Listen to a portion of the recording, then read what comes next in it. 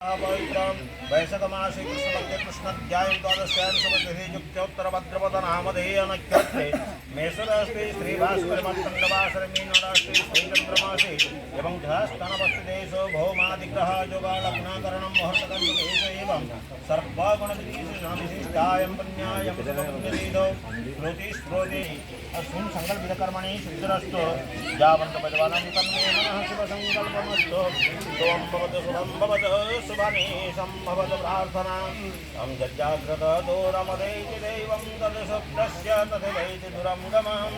ज्योतिषं ज्योतिरेकं तन्मे मनः सेव